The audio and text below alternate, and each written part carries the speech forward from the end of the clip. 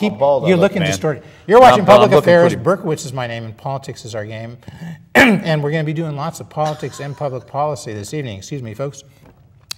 Because we have Charles Thomas here, and Charles Thomas, as everybody would know, he is the political reporter for ABC 7 News in Chicago, also known as WLS. He has been there now. How many years is this? 4 or 5 years as the political reporter? Well, this is my 4th year as political reporter. How many years were you a general assignment reporter? I was at WLS.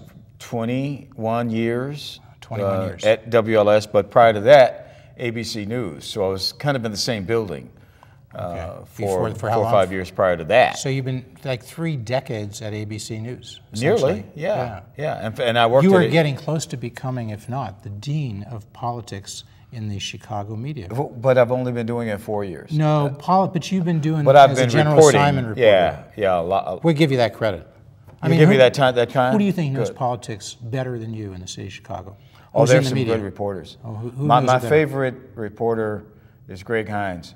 And he knows it better than you, think? Because he focuses on He's good. I love reading Greg Hines. Okay. He's a former guest of Public Affairs, you know. Really? Yes. He's got great contacts. I like him a lot. In fact, you look at this table and it says Greg Hines. He's carved his initials right here on this. Barack Obama, you see that? You sanded it out, though. John McCain, all of these people. Rahm Emanuel. Are you going to put your initials here, Charles Thomas? Absolutely. Before I leave, I'll carve them in, man. I'll have to borrow your knife, though. I'm unarmed. So, Charles, we don't want to fool around because, you know, we're taping the show, and everybody should remember some events may occur after we've taped it, because we're taping it on April 24th, and there's a lot going on in Springfield. A lot of people would say the state of Illinois is in the mess, and the biggest problem is what, Charles, politically? What is the biggest problem Springfield has to deal with? Well, right now, well, in the short term, it's Medicaid. In the long term, what's the biggest problem? Pensions. Okay, so those are the 2 big drivers of spending in the state of Illinois. And if something's not done about both of those items, no matter how often we raise taxes, we already raised taxes from 3% to 5%, increasing the revenue by about $5 billion, right? Something like that. And it didn't solve much because pensions still are a problem, Medicaid's a problem, old bills. But as long as those 2 things remain out there, the state is in trouble. Right. Fair to say? Yeah, because I know you don't have to give opinions, but our pension obligation is so right? high, yeah. And our Medicaid bills are going up so quickly that they chew up $5, $6, $7 billion a year of all the tax money that we raise. Pensions or Medicaid? Both. I'm talking about them combined. Pension and Medicaid. I think Medicaid even more. No. The Medicaid budget's about $14 billion itself. We're in arrears. We're in deficit, $2.7 billion. But if we keep it straight, yes, the pension much payment, more. The pension payment alone. Forget Medicaid for the moment. This last year, running $4 to $5 billion. Right, and Medicaid is like $15 billion for the state employee unions. We have nothing left over after paying those 2 obligations. Right. Medicaid's $15 billion. Pensions. Well, let's not hassle with numbers. We're over $22 billion. It's so large that we're spending so much of our tax revenue just on those 2 things that there's nothing left, or not enough left, for education, public safety, and other services that we expect from the state. Okay, and I know you said don't hassle with numbers. I want to say I think the number is $5 billion a year and rising for pension.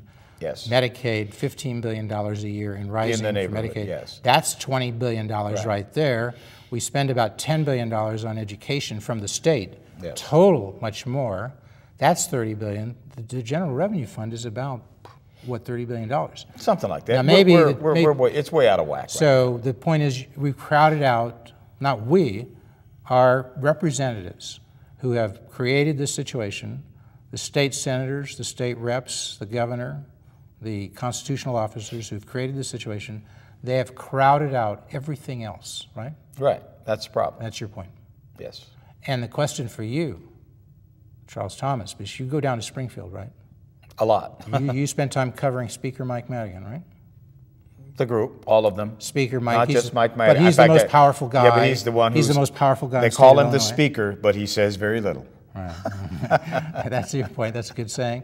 All right, and then of course his flip side, the Democratic the Democratic Senate president is John Cullerton. Yes. You covered John. Yes. And then there are the bit players, the people who, well, I mean, I don't want to say with respect, Christine Radogno is the Senate Republican. Minority Leader, Christine Radogno, and the House Minority Leader, Tom Cross. But they are bit players in a sense. Do they really have much influence here? Yeah, I think they have a lot of influence, and I'll tell you why.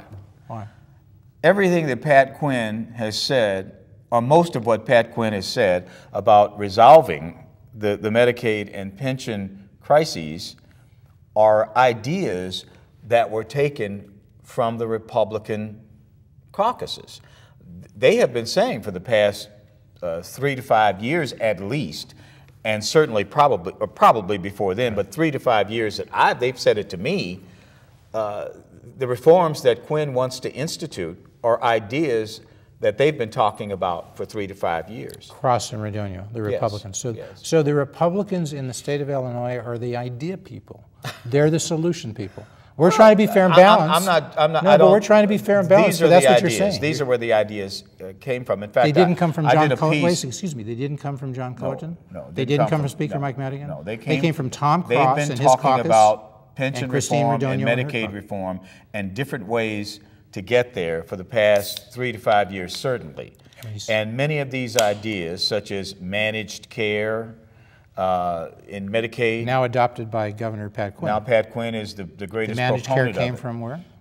From Christine Radogno has talked about that for at least the past 3 years. The Republican Senate caucus. Matt Murphy's talked about it continuously. State Senator Matt Murphy. Are you selling Republican politics here or what? No, you're making the point, and I'm just making a point. I'm fair and balanced, but I want to call this attention. Fair and balanced. Be careful with that slogan there. I've heard that someplace else. Somebody took it from me because I was the original fair and balanced. But the point is, I'm not saying I'm not a Republican, as you know, and I'm not a Democrat. I'm a journalist, right? Mm-hmm. But if you look at it as broadly as we are, both you and I are being fair and balanced. Looking at it objectively, you're saying, and I'm sort of labeling it for the public to understand it better. I'm packaging you, Charles Thomas. You're saying that the Republicans had the ideas, the solutions that are now being touted. That are now being touted by both Democrats and Republicans.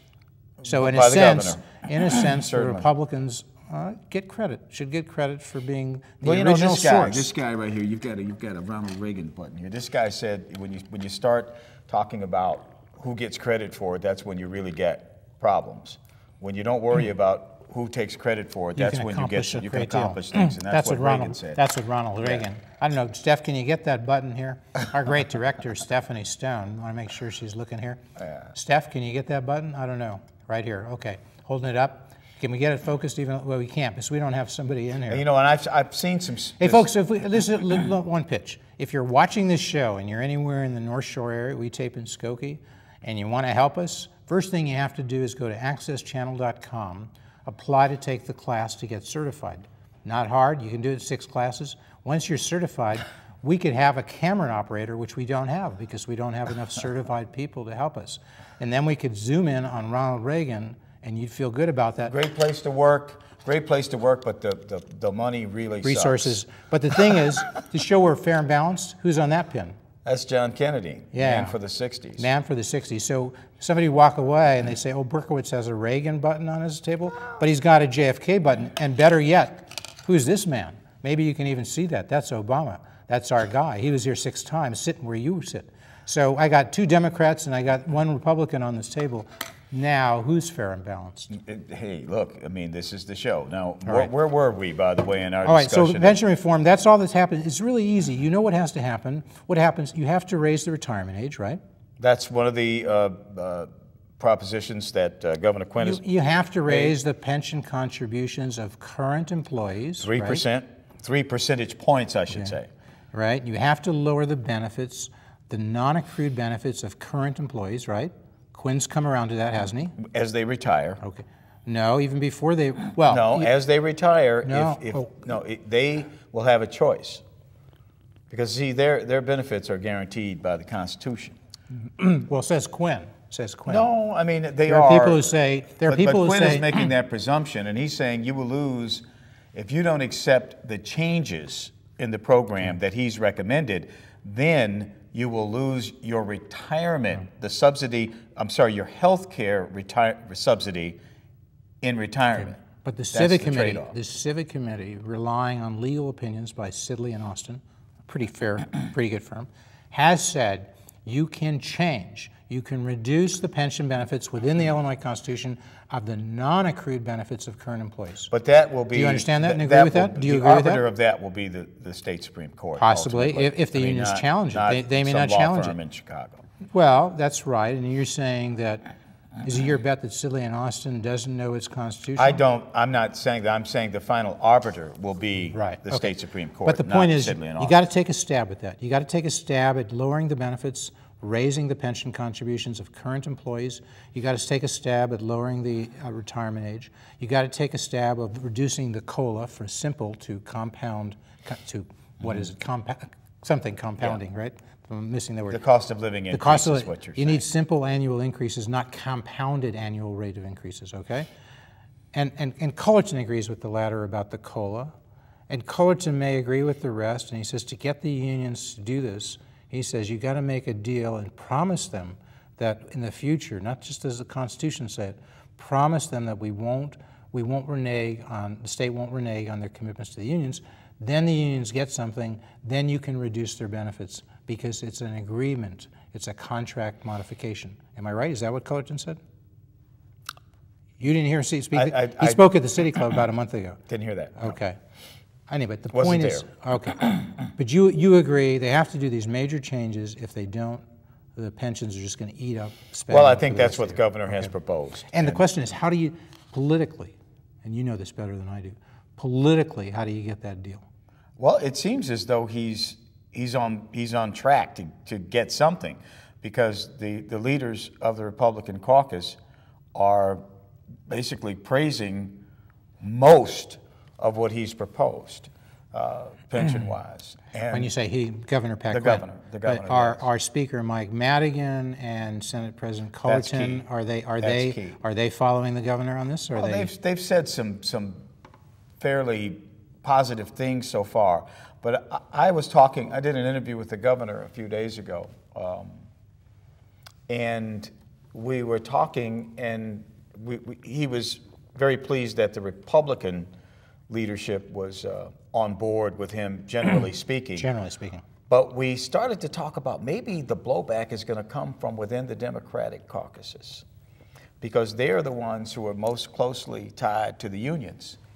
And they're the ones who are getting the blowback, at least behind closed doors right now. Right. Some would say they're in the hip pocket of the unions. How, would you say they're in the... I'm not going to say anything like that. You know, we've talked about that. I'm not going to say that kind of stuff. You're just going to say they're closely tied. But I'm saying they're very close to the unions because they are the ones who have received the financial support for their campaigns. Campaign contributions. From the unions. So they would be the ones who might try to derail some of the pension reform plans. And we have to be very vigilant about that. And as reporters, we have to watch very closely to see where the blowback really comes from, because the Republicans aren't giving it to the governor. There's this idea. It could come from the Democrats, idea of cost from within their own party. Say that again. It could come from within the Democratic Party if there's going to be blowback on the pension reform ideas. Because the unions, they're indebted to the unions for their political support. The unions may say, if you do this, we're going to desert you. Well, because where do they go? They can't go to the Republicans. We supported your campaign, so how can you possibly support something that we don't? But Charles, where can they go? Are there Republicans out there saying, "Come here and we'll take your position"? No, we don't know that. They're not. We don't know where they might go. Where can they go? Maybe they'll pull their strings. But they have no place to go. They have no place to go, do they? I don't know. But do the legislators have anywhere to go? Ask that. Well, the point is, if the legislators say the unions are pulling our strings, there's an election coming up in November, right? And a lot of incumbents, a lot of Democratic incumbents, they're indebted to the unions, need money from their normal sources, which include a great many unions. So you're saying the unions forget what they say about Governor or Senate President Cullerton or Speaker Madigan. The unions could go directly to the representatives. Of course, they always do. But you know, most of the money at the end of the day is controlled by Speaker Mike and President Cullerton, right? We'll see what happens. This is going to be a very interesting 6 months between now and November. You don't think it'll be decided by the end of May? 5 months. Will there be an end? Will the session end as scheduled at the end of May? You know, everybody is hoping that. Everybody is hoping that they can get both of these major issues resolved by the end of May, which is the end of regular session. What would you predict? What would you predict? I think Medicaid will be resolved. I think pensions could be a little more problematic. Does that go then to the veto session? Or does it could. get? Or that could go into the because veto that's session. after the election, right? Medicaid has a problem with the so-called cigarette tax. There are many downstate lawmakers, Republicans and Democrats, who oppose the cigarette tax. And there has been some blowback. Well, they say it's revenue and that this is really a spending problem with Medicaid and that revenue is not going to solve it. They don't want to just gonna tax kick the the can down smokers, the road. even though some would say that's sinful, it's a bad thing. The governor is saying that. That's part of his. These are a lot of low-income those are his people. talking These would be points. Democratic supporters. We don't want to tax Well, I them. don't know about that. If they're necessarily Smokers. low No, income. smokers are Well, disproportionately I these haven't days seen the low numbers income. on that. Really? But, It's true. I haven't seen the numbers on that. But oh, it's then true. And I'll show you smokers- the numbers. They are smokers. For instance, if you like 20 years ago, I used to practice law. You'd sit around a room where people were taking depositions, a bunch of lawyers. People were always bumming cigarettes from each other, sharing cigarettes because all of them were smokers. You walk into a room where there are 20 lawyers around a table taking depositions, I don't think you can find 2 who are smokers, and they're high-income people.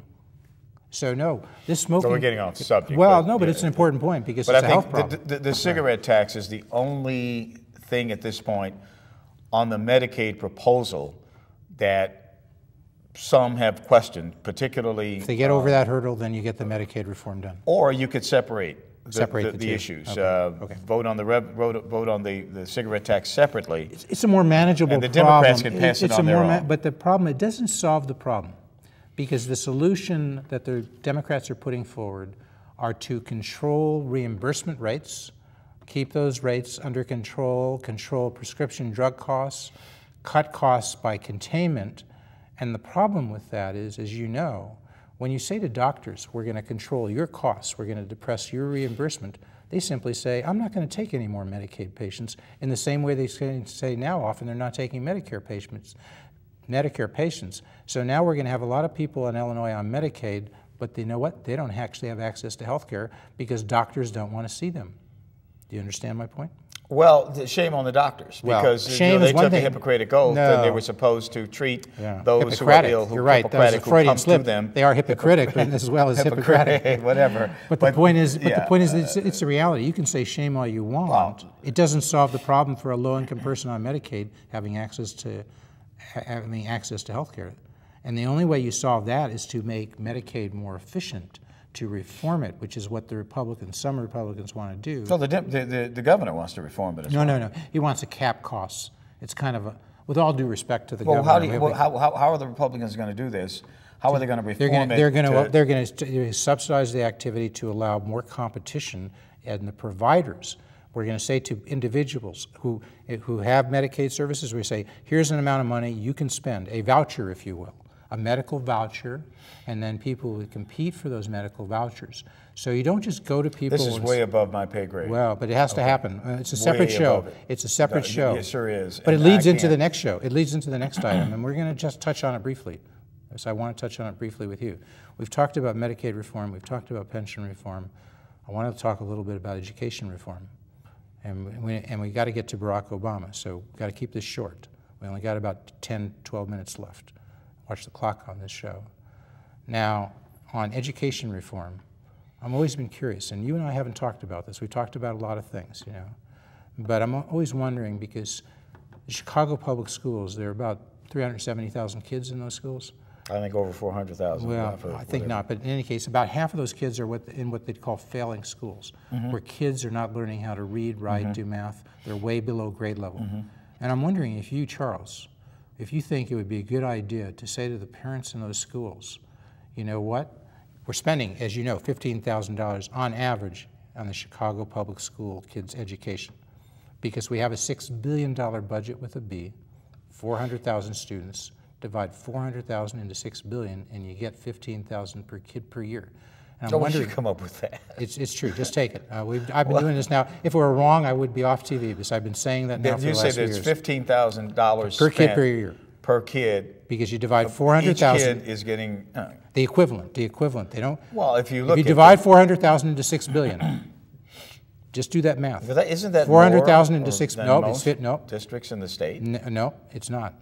The average, the average across the whole state. Around 5,000-6,000, something like that. The average across the state, if you take the total amount of money spent, federal, state, and local, in the state of Illinois, and divide it by the number of students, it's about $11,000 per kid per year. So how much does a kid Chicago gets a lot more. The North Shore gets more. So Cairo, they spend a little less, but the cost of living is less than Cairo. What's the comparison between Chicago and the North Shore? Not that different. It's really? It's 20,000. It's about 20,000 in the North Shore. It's 15,000 in the city. No, that's one secret. But the important thing, I don't want to argue numbers because we don't have time, Charles. I want to get to the concept.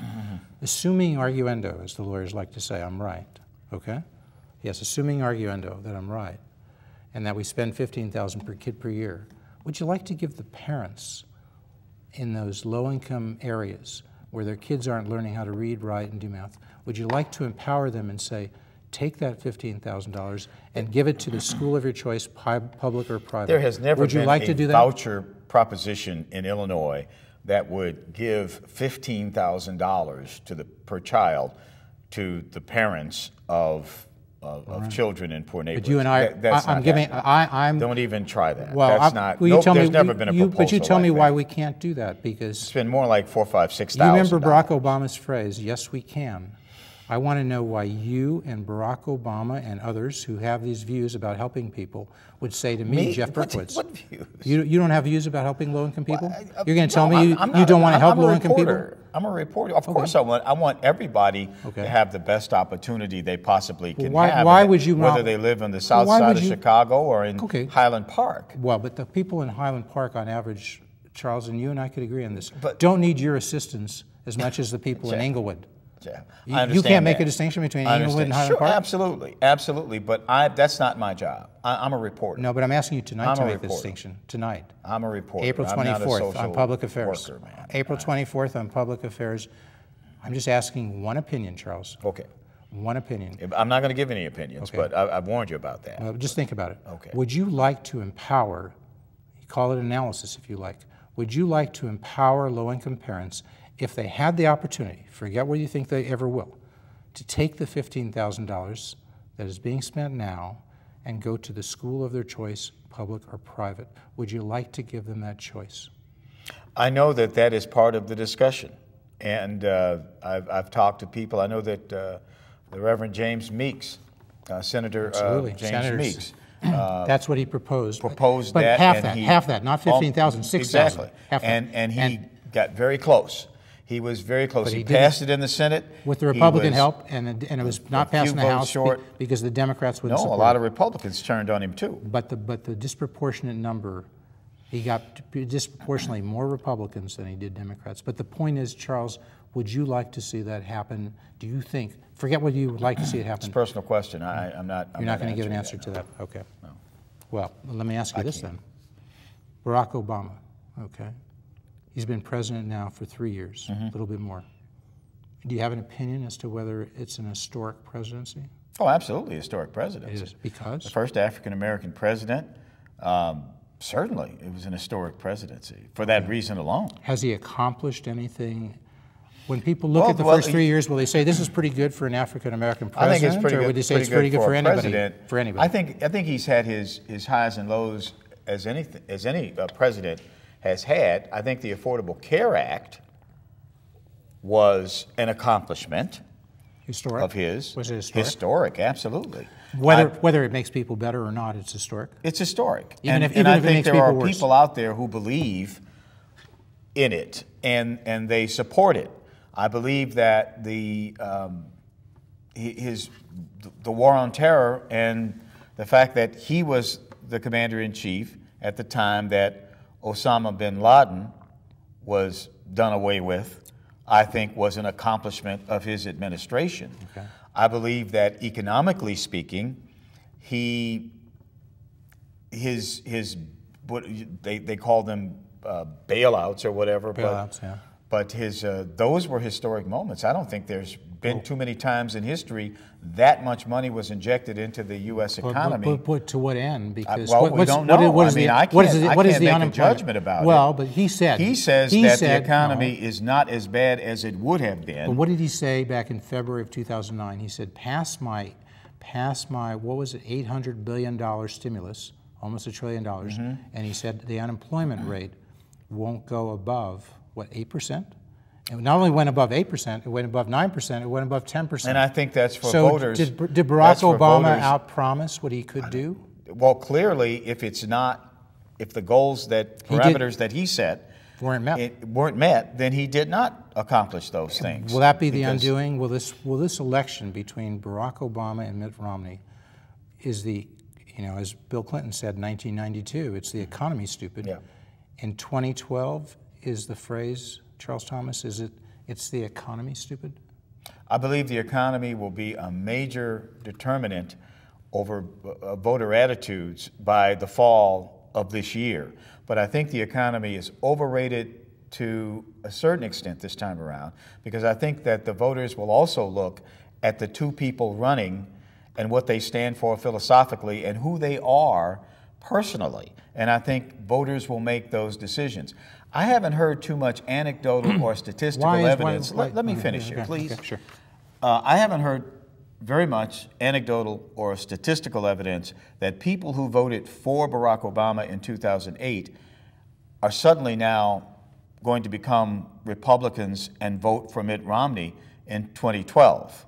I haven't seen that. This election, I believe, is going to turn on turnout.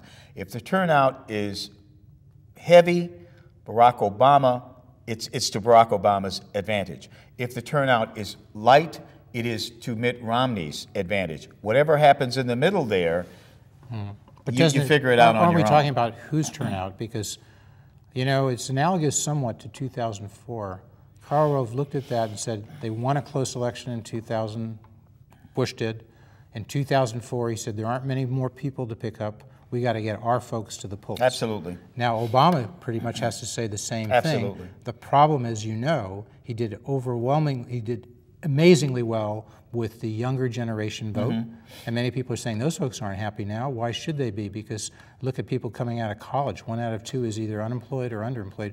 We're going to continue to speak as the credits roll, but I very much want to thank our guest. Don't look there. I want to thank our guest, Charles Thomas. He is the ABC7 political reporter, the major political reporter. He's been in Chicago doing reporting for more than 3 decades. He knows more about reporting, let alone knowing more about politics than any person around her. Thank you so much for coming. No, thank you for having me. We would like to have you come back much sooner, and we will, right?